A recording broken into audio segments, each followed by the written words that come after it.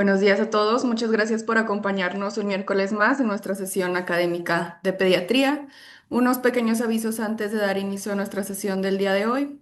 Recordarles que cualquier pregunta que tengan respecto a la sesión la pueden realizar por medio del chat y al finalizar se la haremos llegar a nuestro ponente. Asimismo, recordarles que para la elaboración de sus constancias es indispensable nos ayuden llenando la encuesta de satisfacción que les vamos a compartir al finalizar la sesión, tanto por el chat en una liga y también pondremos un QR para que puedan accesar. De igual forma, si gustan recibir la invitación semanal a nuestra sesión, lo pueden solicitar a este correo que aparece aquí. Mi nombre es Grecia Turrubiates, pediatra y coordinadora de este espacio de educación médica continua y el nombre de la Escuela de Medicina y Ciencias de la Salud del Tecnológico de Monterrey. Les doy la más cordial bienvenida a nuestra sesión académica. El día de hoy es nuestra segunda sesión del mes de septiembre, que como ya saben es de temática de adolescencia. Para presentar a nuestro ponente del día de hoy, le doy la bienvenida a alguien que ustedes ya conocen, estuvo con nosotros la semana pasada, la doctora Tamara Gamboa Salcedo. Muchas gracias por estar aquí nuevamente y otra vez gracias por ayudarnos a organizar este mes. Adelante, Tamara. Gracias por estar aquí. Grecia, muchísimas gracias. Gracias a todos por su presencia. Como ustedes saben, TAELI es una organización que está buscando la educación médica continua en temas de adolescencia y este módulo lo hemos diseñado de manera que los pediatras puedan tener una comprensión bastante más global, general, de lo que está pasando con los adolescentes desde una perspectiva de salud, entendiendo la salud como el bienestar biopsicosocial. Para mí es un gusto presentarles el día de hoy al doctor Romeo Pola. Él se formó como psicólogo en la Universidad Autónoma Metropolitana, tiene una maestría en psicoterapia psicoanalítica de la infancia y la adolescencia por la Universidad Vasco de Quiroga, es doctorado en psicoanálisis por la Universidad Intercontinental y desempeña su práctica privada en Michoacán. Tiene múltiples presentaciones en diferentes foros y personalmente creo que es una persona que me ha ayudado a entender mucho mejor el desenvolvimiento del ser humano y creo que en esta sesión nos va a ayudar a entender mejor qué es lo que están viviendo nuestros jóvenes. Muchas gracias, Román, por estar aquí. Al contrario, muchas gracias por la invitación. Me da mucho gusto compartir con ustedes esta presentación, esta charla. Espero que les sea de mucha utilidad. Me gustaría iniciar diciéndoles algo que creo que es obvio para todos.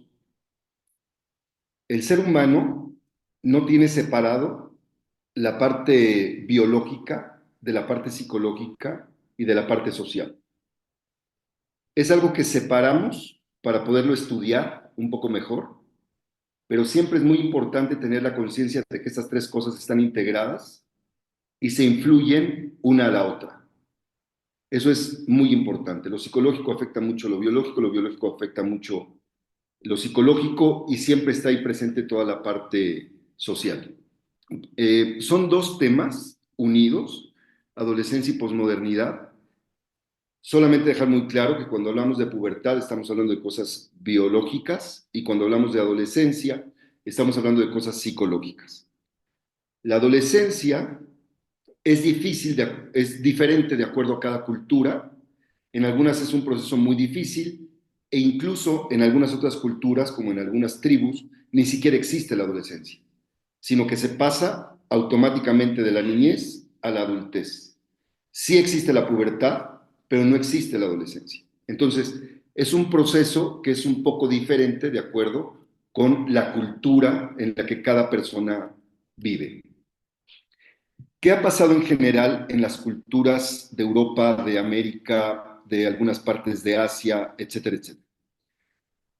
Hasta antes de los años 60, hasta la Segunda Guerra Mundial, estuvimos viviendo un fuerte patriarcado. El hombre era el que gobernaba, el hombre era el que decía cómo eran las cosas, y las familias en general estaban sujetas y un poco adaptadas a este sistema de patriarcado.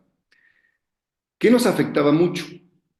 Que se lastimaba la autoestima. Las personas no podían opinar, su opinión valía poco, a veces ni siquiera podían hablar, y entonces la autoestima tanto de las esposas como de los hijos era en general muy lastimada. Había muy baja comunicación, la comunicación entre los esposos era escasa y de los hijos con la madre en general era abundante, esto es muy importante, Ella era el vínculo fuerte entre las figuras paternas y los hijos, pero los hijos con el padre tampoco tenían tanta comunicación. Esto que estoy hablando, en algunos años se ve como algo del pasado, en algunos lugares se ve como algo del pasado, pero en otros lugares esto sigue hoy prevaleciendo. Además de eso, la figura del padre, al no haber comunicación, etcétera, era una figura ausente. Y aquí está la primera llamada de atención que me gustaría hacer con respecto de esto. Cuando hablamos de ausencia paterna, no quiere decir que el papá se murió, no quiere decir que el papá se fue de la casa, que hubo un divorcio, que hubo una separación.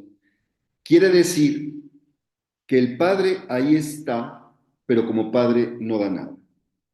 Es decir, no es necesario que el padre falte para que falte. Esta era una forma de convivencia en la familia, en donde había una figura del padre, pero el padre en realidad no hacía un vínculo con la familia, no hacía una relación emocional donde todas las emociones estuvieran presentes, sino había siempre una distancia y eso provocaba más que se viviera desde el punto de vista psicológico, más una ausencia. Asimismo, en este tipo de familia que teníamos hasta antes de los años 60 del siglo pasado, había un gran autoritarismo, al hombre se le permitía la infidelidad, había un abuso con respecto a la mujer, él llegaba a la casa y era el rey, todo el mundo tenía que servirlo, los hijos le quitaban los zapatos, le quitaban los calcetines, él simplemente se acostaba, le daban la comida. Si bien no era en todos lados igual, esto es lo que prevalecía de manera general. La esposa podría enterarse de que él estaba en alguna infidelidad y lo único que le quedaba decir es, bueno, pues es hombre. Pero una mujer es imposible que se le permitiera ser infiel, porque entonces sí se lastimaba la hombría y había todo un caos y desde luego habría una separación. Asimismo, no había un desarrollo para la mujer, no se le permitía. La mujer tenía, entre comillas lo digo, el problema del embarazo. O sea, los hombres no nos embarazamos, las mujeres se embarazan. Y entonces, como tenían como 10 hijos, pues estaban prácticamente 10 años embarazadas y otros 10 cuidando a esa cría. Y entonces por lo menos 20 años se dedicaban a tener hijos pequeños. Entonces esto no permitía ningún tipo de desarrollo de una mujer y como no había un desarrollo ni siquiera profesional, tampoco había un ingreso económico de ella que le diera cierto poder, cierta autoridad dentro de casa, sino como dependía totalmente del hombre, entonces ella tenía que sujetarse a lo que el hombre decía.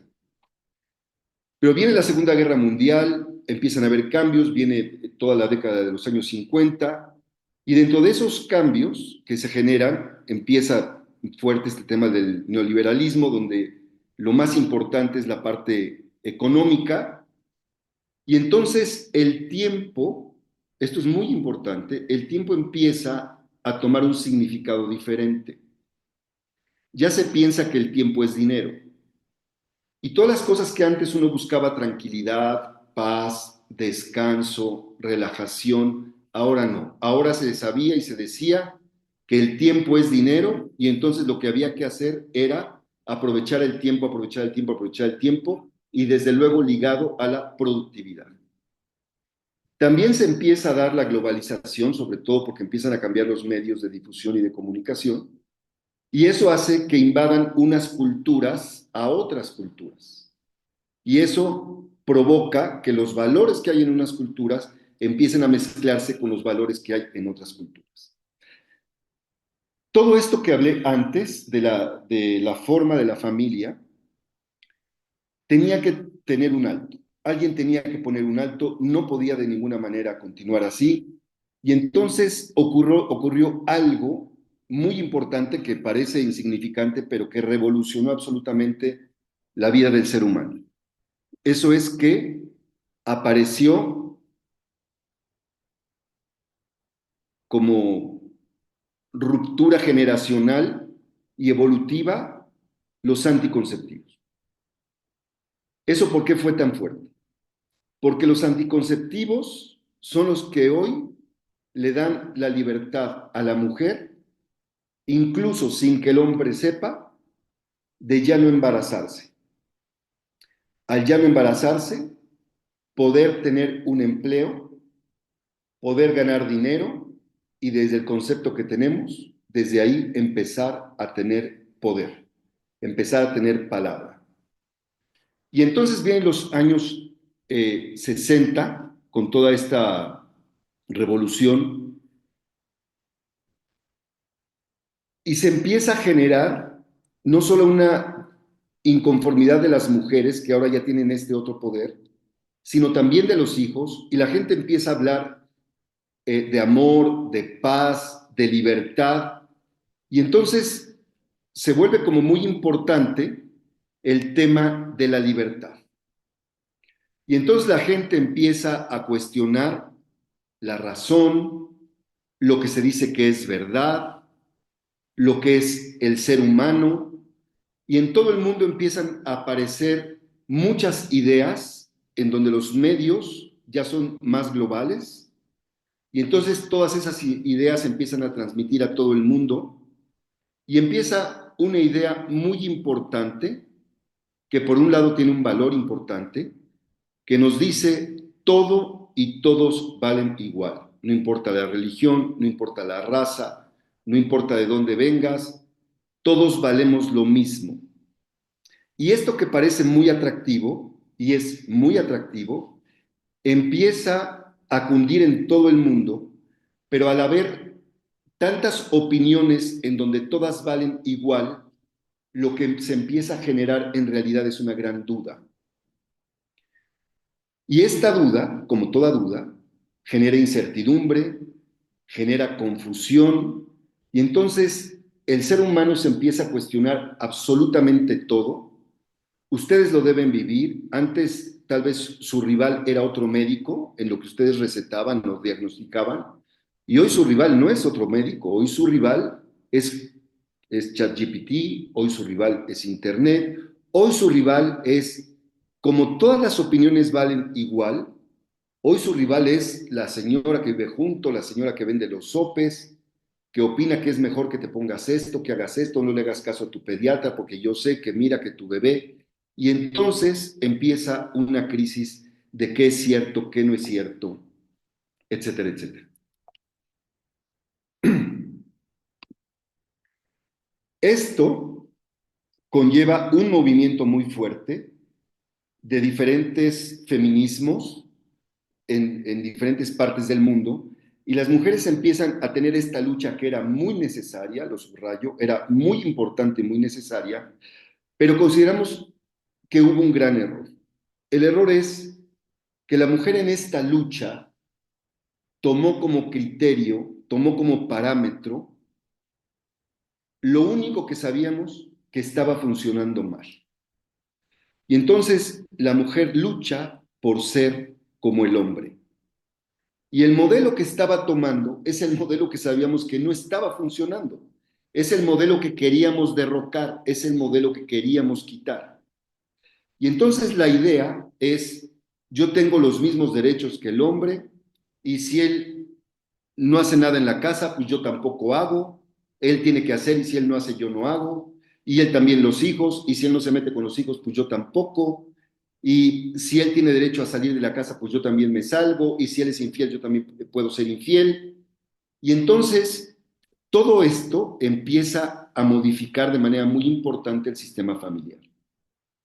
Desafortunadamente, esta figura que sabíamos que no funcionaba, que es el hombre como padre y como esposo, en lugar de moverse hacia entender esta nueva forma, no, o lucha contra ella o cruza las manos y no busca una forma de adaptarse a esta nueva realidad que sea más justa y más equitativa, y entonces lo que hace es un poco ausentarse otra vez, y viene fuerte entonces lo que llamamos la posmodernidad. Con nuevos roles de hombres, algunos sí, se meten un poco más a la paternidad, empiezan los hombres a ser menos soberbios, se empiezan a preocupar un poco más por su compañera, por su pareja, y algo que es muy importante, ahora sí las mujeres se pueden desarrollar profesionalmente, lo cual está muy bien, pero los sistemas económicos mundiales llevan a que no sea una elección de la mujer trabajar, sino que poco a poco se vaya convirtiendo en una necesidad. Y entonces la posmodernidad nos lleva a que hoy ambos deben trabajar. ¿Qué pasó con la mujer? ¿Cuánta libertad ganó? En la realidad, no tanta. Sí, afortunadamente ganó y ha ganado y sigue luchando y deberá seguir haciéndolo, tener éxito profesional, trabajar, tener totalmente esa libertad. El problema es que pasó de una doble exigencia a una triple exigencia, porque ese éxito profesional no le quitó el rol de ama de casa en general y tampoco le quitó el rol de ser madre. Y esto psicológicamente, al tener ahora una madre parcial, como lo era el padre, ahora se vive no solamente una ausencia de madre, de padre, sino también una ausencia de madre. Y esto genera un desequilibrio en los hijos. E insisto, en lugar de que el padre se adaptara a esto, el padre quedó igualmente ausente y esto genera un enojo en la mujer y empieza a darse este cambio desde el enojo. Y entonces lo que vivimos, lo que ven como circulitos rosas son mujeres, lo que ven como rectángulos son hombres, las personas de arriba son pareja y los de abajo son los hijos. Y entonces el problema es que se convierte ahora la familia en una estructura de rivalidad, en donde el hombre y la mujer empiezan a rivalizar. Si yo hago esto, tú tienes que hacer esto, a promover cada uno su libertad, sus obligaciones, sus responsabilidades, a mover sus roles, pero sin tener muy claro hacia dónde, solamente buscando un poco de equidad, pero desafortunadamente a través de la rivalidad. Esto provoca que este vínculo de pareja se convierta en un vínculo débil, porque ahora ya está más fuerte la posibilidad de la disolución del matrimonio o de la relación. Antes el matrimonio iba a seguir y a seguir, lo cual no quiere decir que estaba bien, pero lo que hoy ocurre es que este vínculo se vuelve un vínculo demasiado débil, un vínculo ambiguo y un vínculo ausente, porque ya papá está haciendo lo que él quiere por su lado, mamá hace lo que quiere por su lado, y entonces esa figura de pareja se empieza a perder en la familia, y lo más importante es los hijos pierden este ejemplo de vínculo. Ambos ausentes, dándoles a los hijos más libertad para que estén más fuera, dándole a los hijos medios para que estén más individualizados, más alejados del contexto familiar.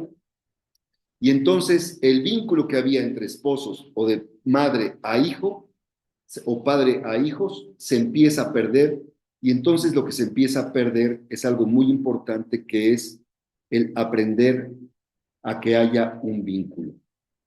Y con esto, lo que se ha traído hasta el día de hoy es que los hijos no se sienten vistos. Y esto es lo que ha traído lo que llamamos la generación de cristal. Casi todos, ahorita los voy a mencionar, los problemas emocionales que tenemos con los adolescentes, con los adultos jóvenes, por supuesto, con los niños, hoy el tema es que no se sienten vistos. Y entonces esto fracturó el modelo de familia que teníamos y provoca que se empiecen a convertir ahora otros modelos de familia diferentes. Y dentro de lo que ocurre, al no haber ya este vínculo, es que el otro, la otra persona, que no soy yo, empieza a tener menos importancia y ahora yo empiezo a cobrar mucho más importancia. Ahora el futuro empieza a tener menos importancia y hoy lo que tiene importancia es el presente, lo que ocurre hoy. La razón empieza a perder importancia porque empezamos a decir, pues eso es tu opinión, eso es lo que tú dices, pues eso dijo ese científico, pero lo que es lo que él dice, entre los mismos médicos con tanta libertad que hay hoy, unos creen en vacunas, otros no creen en vacunas, unos dicen que sí te las pongas, otros que no. La razón empieza a perder poder y hoy todo es a partir de qué deseo. Y entonces ya no me muevo por la realidad, me muevo por el placer. Y entonces la posmodernidad es vivir el presente, centrarme en mí, en mis deseos y en el placer. Y entonces el objetivo se vuelve el placer y buscar una libertad donde no haya límites, donde todos tenemos derecho a esa libertad. Y entonces metemos ideas psicológicas como que hay que vivir el día de hoy como si fuera el último, hay que buscar la satisfacción inmediata, donde lo instantáneo se convierte en un valor, lo rápido, ya dime, oye, voy a hacer un posgrado, antes era de 4 años, pero hoy lo puedes hacer en 6 meses, pues venga, me lo echo en 6 meses, porque hoy lo importante es que las cosas sean rápidos, se generó una cultura de urgencia. Y entonces, la posmodernidad, que es lo que vivimos todavía el día de hoy, es un hiperpersonalismo. Se fragmentó la sociedad, hoy lo que impera es el egoísmo. Decía Margaret Thatcher ya desde hace muchos años, la sociedad en realidad se ha perdido, la sociedad ya no existe. Pierde trascendencia y hoy la sociedad estalla en muchas individualidades. Se empiezan a perder las culturas. Y entonces, como que los eslogans que hoy marcan nuestro comportamiento tiene que ver con el tú fluye, con tus gustos. ¿A ti te gusta? Tú fluye. ¿Esta relación la quieres o no la quieres? Tú fluye. Tus sentimientos, tú fluye. Tus ideas, tú fluye. El trabajo, no importa si cambias de trabajo hoy 20 veces, ya no hay un vínculo con el trabajo, no hay un vínculo con las ideas, no hay un vínculo con los sentimientos, no hay un vínculo con las relaciones, ni siquiera hay un vínculo con los gustos. Hoy puedo cambiar de acuerdo a lo que siento y no de acuerdo con la razón. Cada día el chiste es fluir. Y esto afecta también la parte de la ética, porque hoy lo que hago es que es correcto para mí. Y se ha buscado una sociedad de mucha tolerancia, donde todo puede ser tolerado, donde se dice que hay una multiplicidad de verdades, pero en realidad lo que hay es una multiplicidad de opiniones. Verdades, digamos lo que digamos, solamente hay una. Puedo tener razón o no, pero verdades desde el punto de vista científico, que es en donde los pediatras están agarrados, solamente hay uno. Hoy sabemos que si yo pongo este medicamento, podemos saber, va a producir esto, y si la condición de este paciente es esto, va a producir esto, independientemente de las opiniones. Hay cosas que podemos constatar, y lo que podemos constatar objetivamente, eso es la verdad. Cuando yo hablo de qué es el oro, no puedo decir es algo precioso, es algo valioso, porque eso es una opinión. Cuando hablo del oro, solamente tengo que decir, este es su número atómico, y eso sí es una verdad. Y hoy, en lo que hemos crecido, en lo que los pediatras de hoy, jóvenes, han crecido, ¿existe la verdad? ¿Hay que buscar la verdad o hay muchas verdades? Y entonces hoy necesitamos celebrar que hay muchas verdades, eso es lo que se dice en esta cultura, y hoy también celebramos mucho las diferencias. Pero con lo que yo me encuentro en mi consultorio es que esto de celebrar las diferencias no es tan cierto. Lo que es cierto es que yo no me quiero problematizar. Lo que es cierto es que yo no me quiero cuestionar. Lo que es cierto es que como he perdido los vínculos, hoy el otro no me importa. Y entonces no significa que yo hoy celebro las diferencias, sino que soy indiferente a lo que el mundo está viviendo y no me importa para dónde va la sociedad. No me importa si hay cuates que no se pueden mover, que ni siquiera se pueden enderezar porque decidieron meterse al mundo de las drogas y pensamos que esa fue su decisión, cuando desde el punto de vista psicológico tenemos que entender que la libertad solamente se puede generar cuando hay conocimiento y cuando hay fuerza para poder ejercerla y decidirla. Pero que muchas de nuestras decisiones que tomamos de pareja, de satisfactores, están generados por nuestra debilidad y no por nuestra fortaleza. Entonces, eso no quiere decir que sea por libertad, sino quiere decir que es por nuestra inseguridad que nos ha generado esta falta de vínculo. Y hoy somos inseguros en el trabajo. Antes la gente trabajaba 30 años en un lugar. Hoy somos inseguros emocionalmente. No sabemos cuándo va a terminar una relación. Hoy nuestra existencia también es un poco insegura. No sabemos qué va a pasar con nuestro futuro. Y también hoy tenemos una gran inseguridad urbana, con temor a ser robados, a ser asaltados, a ser secuestrados, etcétera, etcétera. Y entonces, ante toda esta diversidad, el individuo posmoderno lo que hace es buscar grupos afines a sí para sentirse seguro en sus creencias. Y entonces hoy socializa con otros, pero hoy en realidad los seres humanos están solos. Hoy el problema más grande que tenemos es la soledad interna. Hoy tratamos de distraernos con nuestros amigos para evitar ver nuestra soledad interna. Hoy, todos los médicos psiquiatras, los pediatras se van a encontrar con pacientes que tienen dos problemas, o tienen depresión o tienen ansiedad. Estas cosas generadas por esta falta de vínculo que los lleva a esta gran desolación, que nos lleva a reunirnos con gente que puede distraernos de esta gran soledad. Porque buscamos parejas para evitar la soledad, no buscamos parejas porque tenemos mucho con qué llegar a construir una relación, sino porque llegamos a que haya alguien que llene mis vacíos, pero esas personas no puedo generar un vínculo fuerte, real con ellas, y entonces las parejas van y vienen, tengo una nueva, regreso con la anterior, busco otra, y hoy no hay seguridad en las relaciones de pareja. Los padres tienen hoy nuevas ideas, piensan que lo que se prohíbe es peor, pero en realidad este pensamiento está sustentado porque hoy los papás no quieren meterse a ejercer autoridad con sus hijos, las instituciones han perdido credibilidad, hoy nadie cree en ninguna institución, no creemos en la Marina, no creemos en la policía, no creemos en los jueces, no creemos en las religiones, no creemos en los sistemas de salud, hoy las instituciones están en crisis.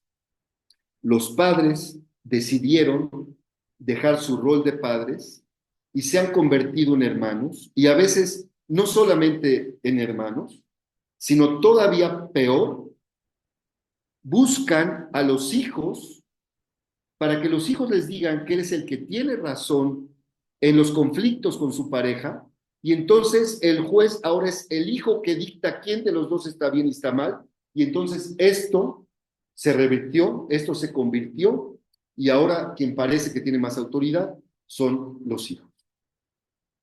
Hoy esto provoca que cada familia moldee sus normas de acuerdo a la fuerza interna que tienen cada uno de los padres. Hoy los límites son muy difusos. Y de esto podría yo hablar muchísimo, solamente tengo que decirles que sabemos que en las sociedades donde las leyes se hacen respetar, es mentira que si se prohíbe es peor. Lo que realmente se prohíbe, realmente deja de ocurrir. Pero hoy buscamos sociedades pensando en que debe haber libertad y no nos hemos dado cuenta cómo rompemos una cadena que sentíamos que teníamos y que nos da libertad, pero con esta libertad lo que hemos hecho es meternos a una jaula peor. Esta libertad es la que lleva hoy a tener un problema tan grave. Si ustedes van a ciudades de Canadá, ciudades de Estados Unidos, que son sociedades que buscan mucho la libertad, van a encontrar cientos y miles de jóvenes que pensaban que se drogaban porque tienen la libertad, porque la ley hoy se los permite y hoy no tienen la libertad ni siquiera de pararse, ni siquiera de caminar. Entonces, es muy cuestionable qué es lo que podemos entender el día de hoy por libertad. Y entonces, a lo que nos ha traído esto y que ya lo aterrizo en lo que tiene que ver mucho más con ustedes como médicos, porque tienen en su consultorio adolescentes, es muy importante que entiendan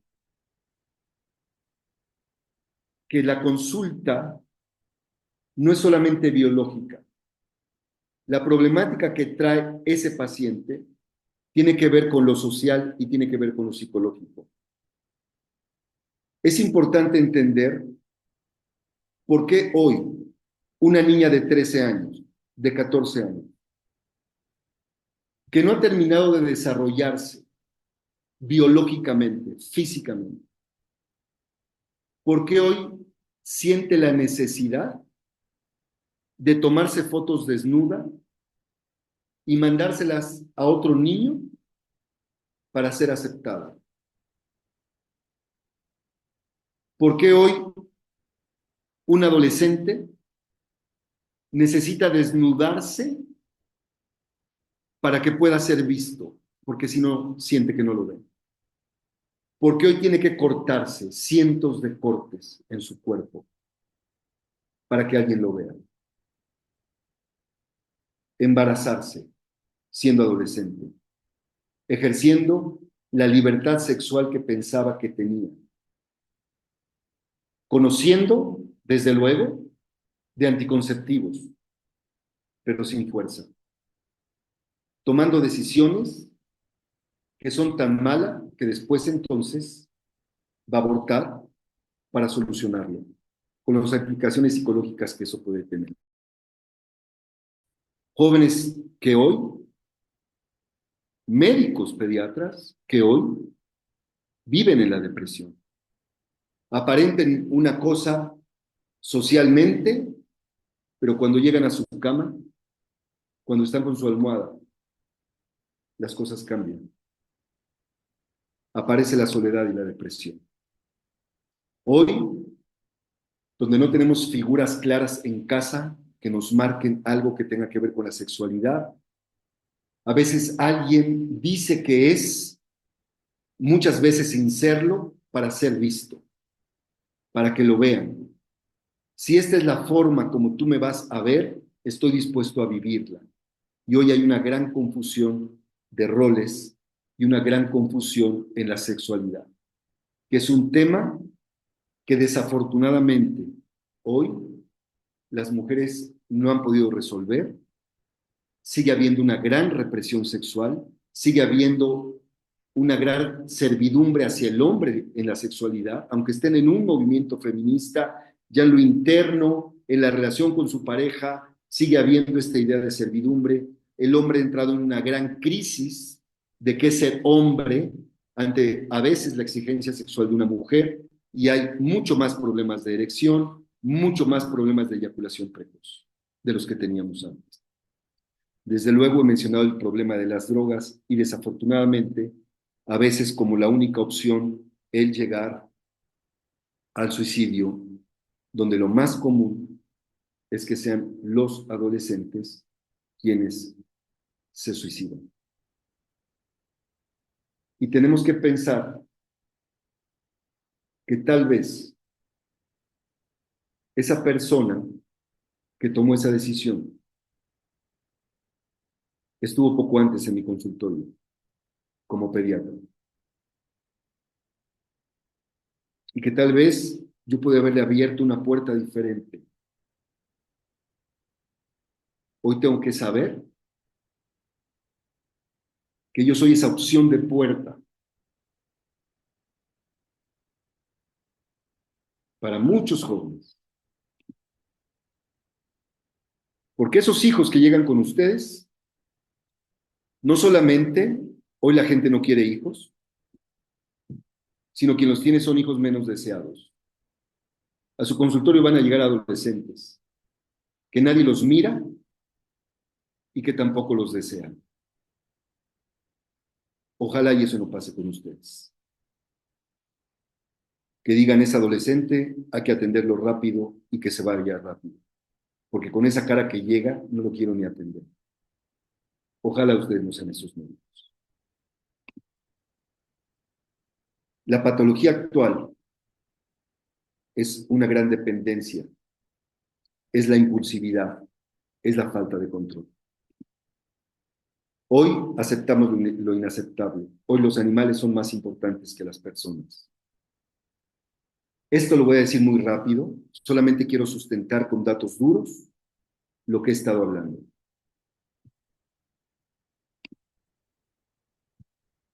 Si hablamos de nacimientos, cuando hablamos de que ya no queremos tener hijos, la gente ya no quiere tener hijos, de 1960 había 1.6 millones de nacimientos, se fue incrementando hasta el año 2000 con 2.8, y vean cómo a partir del año 2000 los nacimientos han ido descendiendo y descendiendo y descendiendo.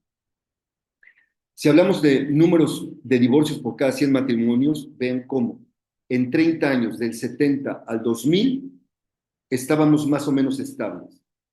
Pero si ponemos otros 30 años, de 2000 en adelante, no podemos llegar todavía, pero como cada 10 años se va duplicando. Del 2000 al 2010 pasamos de 7 a 15 y del 2010 al 2020 pasamos de 15 a 32 y 33. 28 no por la pandemia. Eso se cerraron los juzgados. La edad para casarse, claro, esto significa que hemos ampliado la adolescencia. La adolescencia no tiene que ver con la edad. Es un proceso psicológico. Y vean cómo hemos pasado de 23 años en los 60, no se modificaba en 30 años hasta los 90 y de repente al 2023 los hombres 35 años y las mujeres 32 es la edad promedio para casarse. El estado civil, que es hoy los hijos en dónde nacen, en dónde son registrados, hoy de los hijos que se registraron en el 2023, solamente 1 de cada 4 tenían un papá y una mamá casados. Antes la gente se casaba, el porcentaje de personas entre 20 y 29 años que se casaba era el 40 y en unión libre el 15 en el año 2000. Para el 2020 es al revés, se casan solamente el 17 y en unión libre viven el 28. Es diferente casarse en unión libre, en algunos aspectos alguien puede pensar que sí, en otros no. Si hablamos de abortos, por ejemplo, y hablamos que unión libre es una forma de estar casado, pero sin un documento, los abortos deberían tener un comportamiento similar. En la realidad, cuando se vive en unión libre, el 29% de las mujeres que abortan viven en unión libre y casadas el 12%. Desde luego, la mayoría son solteras. ¿Qué hay que hacer? ¿Qué tenemos que hacer? Vernos a nosotros mismos. ¿Dónde estamos hoy? Yo quiero invitarnos como pediatras a 2 tipos de reflexiones. Número 1, primero a verse ustedes como personas, a sí mismos, con su propia vida, lo que están haciendo, lo que están formando. Y número 2, lo que nos tiene aquí también, como profesionales con sus pacientes.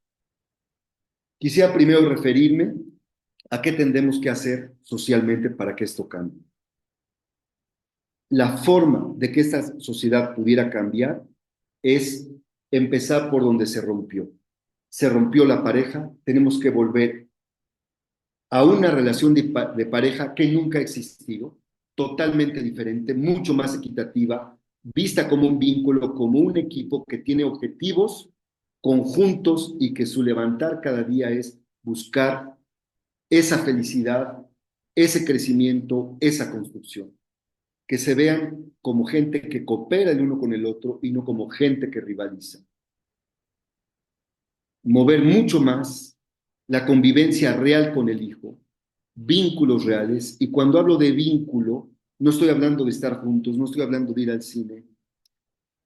Vínculo significa la emoción que se genera cuando estamos juntos. ¿Cuál es la emoción que prevalece?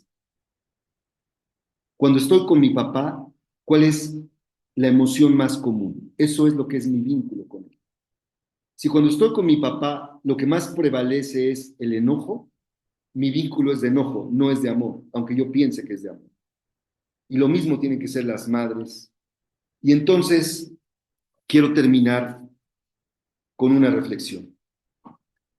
¿Cuál es la historia que ustedes van a escribir? Quiero decirles que si lo que tenemos que buscar es vínculo, ustedes podrían empezar por buscar, que a lo mejor a la primera cita que tienen con un adolescente va el adolescente, etcétera, pero sería bueno que a lo mejor a la segunda o en la primera fuera con los papás, con papá y con mamá, cuidando la parte de la confidencialidad, que no estén presentes los padres cuando van a hacer cosas íntimas del paciente, pero qué importante sería decirle a los papás, ojalá y puedan venir a la cita, papá y mamá, para que sepan lo que está pasando con su hijo. Que cuando ustedes tengan ahí a su paciente, no vean un cuerpo, que puedan ver lo que en realidad hay. Lo que ustedes tienen en sus manos, en una cita, es un alma.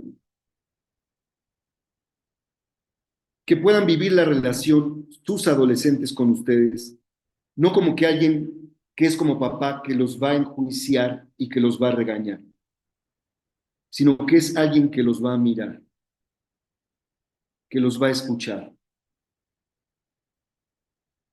Ustedes tienen que ver si en medio de esos padecimientos él está viviendo violencia familiar. Ustedes tienen que ver si él está sufriendo bullying, si está sufriendo o ha sufrido abuso sexual.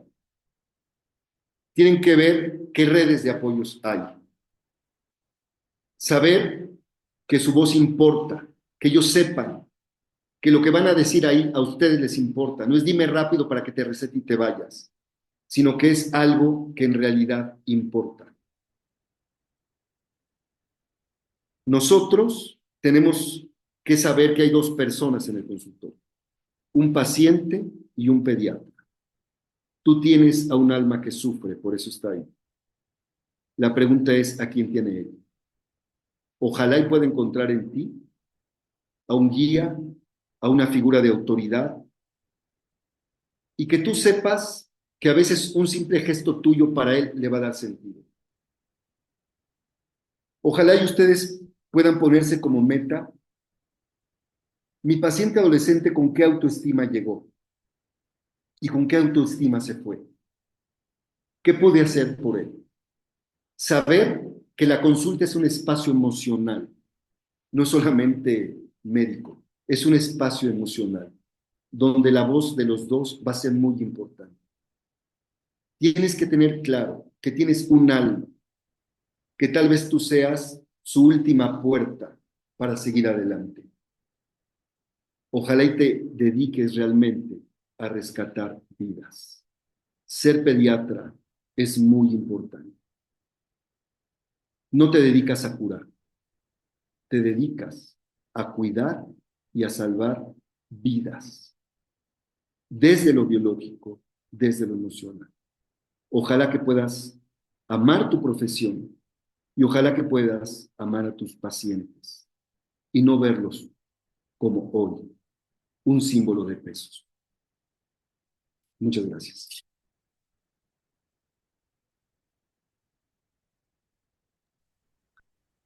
Meo, muchas gracias por tu charla. Tenemos aquí varias preguntas de la audiencia. La primera dice, ¿cómo considera que las redes sociales han redefinido la construcción de la identidad en los adolescentes dentro del contexto posmoderno?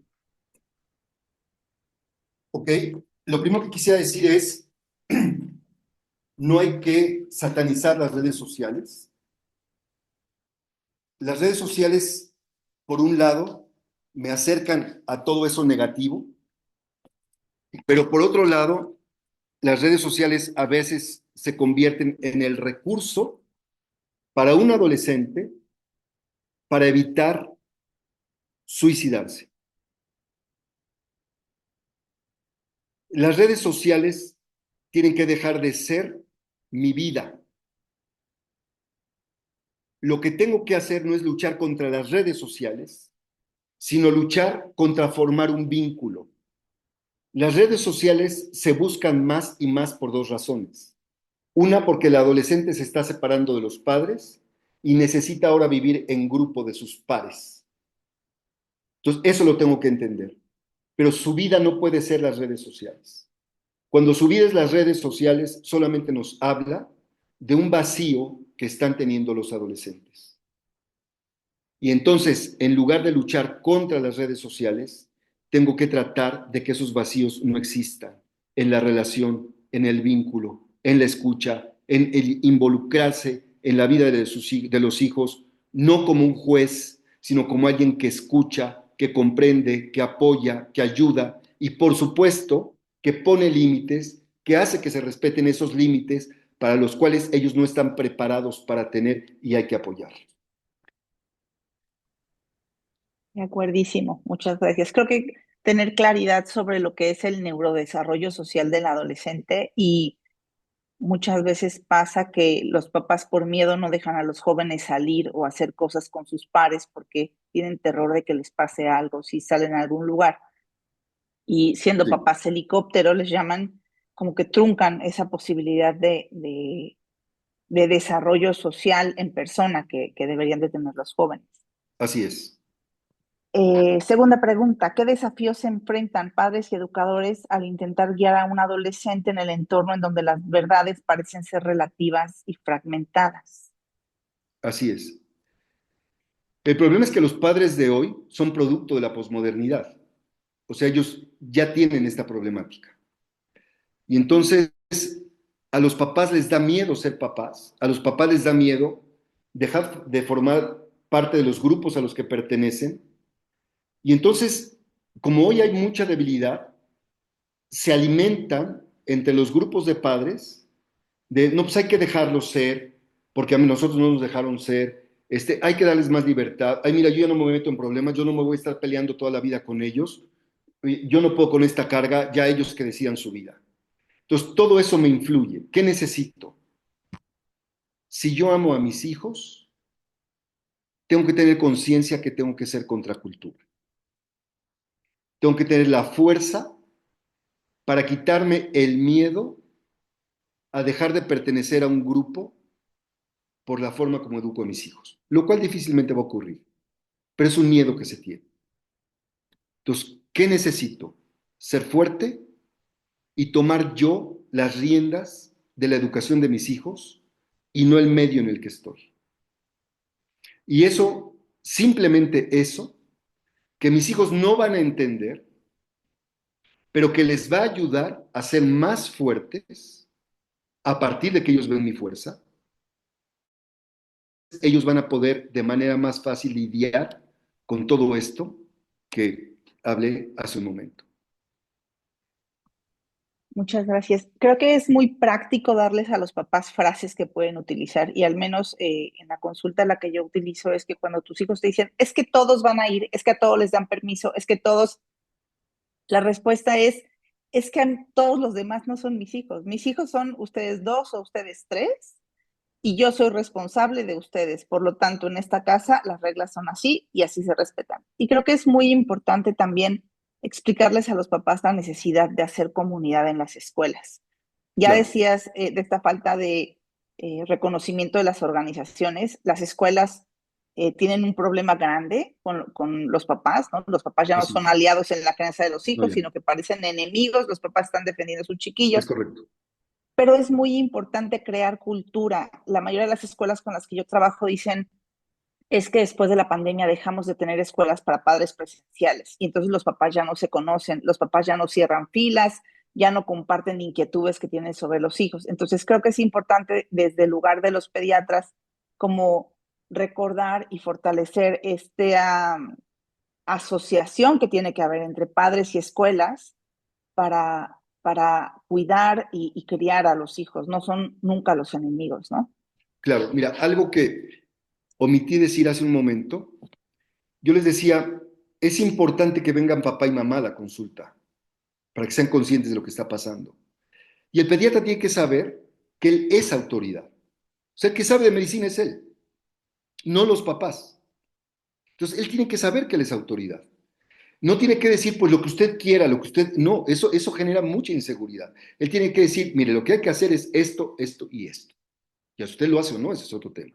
Y ojo, qué importante es saber que ustedes tienen la autoridad para decirle, oiga, yo veo a su hijo y tiene este padecimiento de la piel o de lo que ustedes quieran, está teniendo ahorita muchos barritos, lo que ustedes quieran.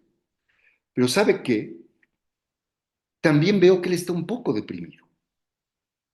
Vale la pena que usted, ¿por qué no le dedica 1 hora a la semana a su hijo?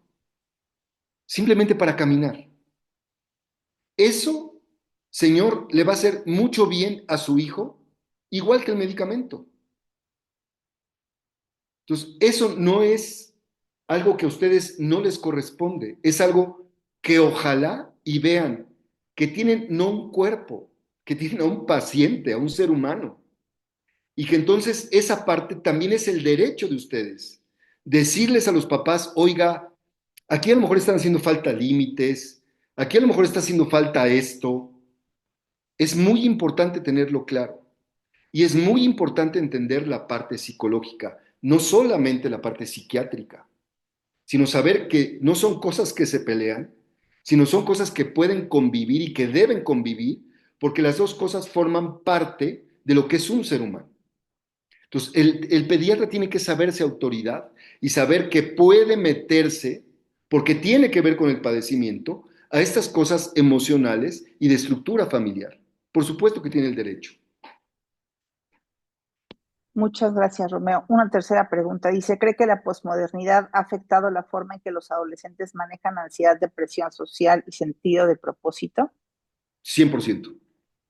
Ese es el problema. O sea, el problema es que hoy Ok, no hay suelo, hoy no hay en qué apoyarse. O sea, se rompió la estructura familiar y hoy no hay en qué apoyarse, no hay fuerza.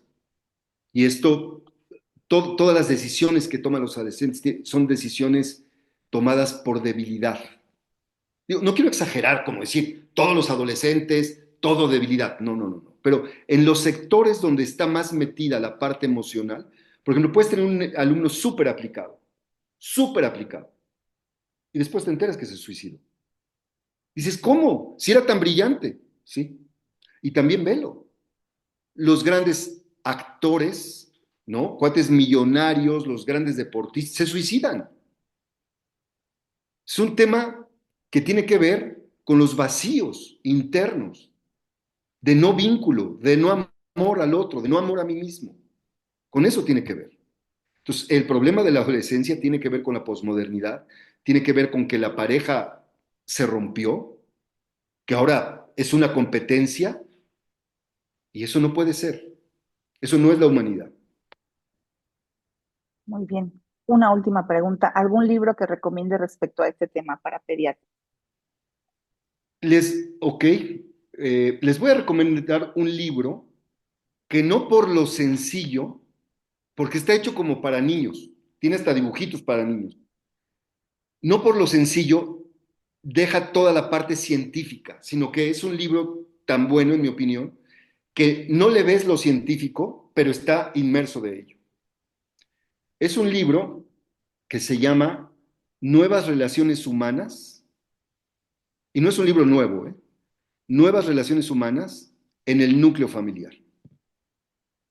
La autora es Virginia Satir, con S. Es un libro muy importante, habla de la necesidad de las normas, habla de la autoestima, habla de la comunicación, pone ejercicios, da ideas de qué hacer, de cómo irlo cambiando. Realmente es un buen libro que les puede ayudar muchísimo.